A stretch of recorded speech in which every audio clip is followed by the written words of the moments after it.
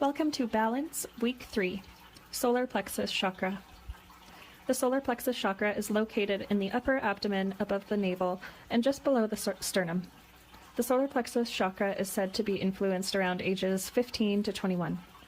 This energy center is yellow and is associated with our personal power, our inner strength, our emotions, instincts, and, as you've all heard before, that gut feeling. This is where our self or ego is formed, and personality or self-esteem.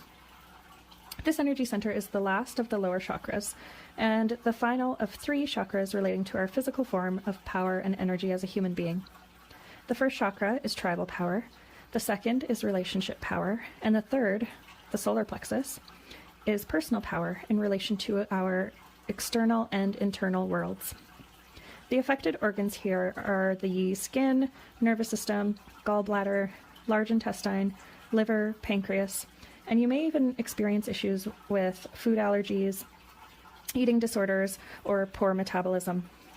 If the third chakra is balanced, you will have respect for self and others, confidence, feel calm, good problem-solving skills, and integrity. Overactive, you may feel judgmental, stubborn, critical, or be a bully to others. Underactive, you may have low self-esteem, apathy, procrastination, or feel taken advantage of. This energy center is all about how we relate to and understand ourselves. This aspect of our being can be considered our conscious self or spirit. The loving voice we hear guiding us to heal or make healthy choices is our spirit. On the other hand, fears can form here, like fear of rejection, criticism, fears related to our physical appearance, or fears that someone will find out. When we become honest with ourselves and take a look at our behaviors, attitudes, habits, and life patterns, we can easily see how we feel about ourselves. How we were cared for as babies and children may have influenced this. How we were treated by authority figures or parents could also have played a part here in the solar plexus. So as we move forward into assessing our need to balance the solar plexus, we must become the observer. It's important to know that our solar plexus is about developing a healthy sense of self. The key word here is developing. We are not born with self-confidence. It's something we gain through facing challenges. As we develop our sense of self, our inner voice, or the spirit, becomes our source of guidance, and it'll get louder the more that we grow our confidence. Like any muscle, our self-confidence, self-love, and self-awareness needs to be exercised to become stronger. Step 1, take a look at your life. Are we able to make healthy choices? What kind of address and accept what cannot change? Here is what I mean. If I go way back and look at my life, I smoked, binge drank, I didn't sleep enough, I did drugs. It started to wreak havoc within my career. I attracted really unhealthy people into my life, and ultimately it affected my family as well. By lacking self-confidence, I carried out behaviors that would reinforce my unworthiness, my self-loathing. By carrying out the behavior that proved to my subconscious self that I lack confidence, I further entrenched the belief that I am not powerful, unable to change, and unable to have any say in what happened to me. I was living my life as a victim. As I've said before, that little voice within me that I know now is my spirit started speaking up. Every time I would have a cigarette, I would feel really anxious, and that voice started to become undeniable, and I thought to myself, like, boy, I'm really not feeling good. Why am I doing this? It started with cigarettes, and then I just kind of eventually realized I was feeling like I was wasting my precious time. And really, if we look at our lives, it is precious time, and often the things that we do with our time, if it's not an act of self-love, it is a waste of time. Nothing happens overnight, but just the awareness that we are behaving in a way that does not honor oneself. Here's a quote from the book, The Anatomy of the Spirit, that I love. From an energy point of view, every choice that enhances our spirit strengthens our energy field. And the stronger our energy field, the fewer our connections to negative people and experiences. Another quote from that book is, by choosing to believe something, we breathe our breath into that belief, giving that belief authority. That to me is just so powerful. I'm going to read it again. By choosing to believe something, we breathe our breath into that belief, giving that belief authority. So if that is true, and we make the choice to believe in ourselves, that can be pretty powerful. Belief in oneself is required for healing. I challenge you to revolt. What is something that you do, say, think, or feel that you want to change? You can start small. That's probably best to build up your confidence. Maybe it's something like judgment of self or others. Whatever it is that doesn't sit right, take a look at something that you do, think, or feel in your life and just become aware. Then go within, assess the behavior, and decide, how well does it serve you? Why do you do what you do? Just become aware of your behaviors and why you do them. Observe, no judgments. Then do something that you love, that's healthy and makes you feel good. This is an act of self-love. It could be a new look, setting an alarm on your phone to say a daily prayer or mantra, or setting that alarm in your phone to exercise or go outdoors, doing something like paint your nails, rubbing your own feet or your body, any act of self-love. Once a month, once a week, or once a day, whatever suits you, and set an alarm in your phone. I often use my phone, and I have alarms in there for things like taking my vitamins, exercising, just things that I kind of make excuses and wouldn't normally do without the reminder. You can write it on your calendar, and just remember, it all starts with you. Lastly, evolve. Know that self-love and self-care are not narcissistic, nor are they selfish. They are necessary. Whoever says any different either does not love themselves or does not want you to know that you are powerful. So to end this week's challenge and discussion, the mantra I want you to use is, I am powerful and capable of self-love and change.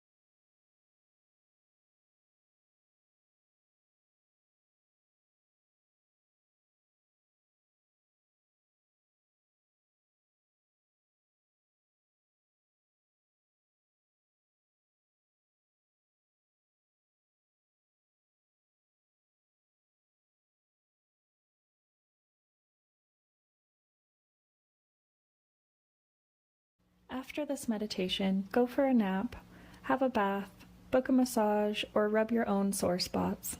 Any act of self-love. As always, I truly wish you the best.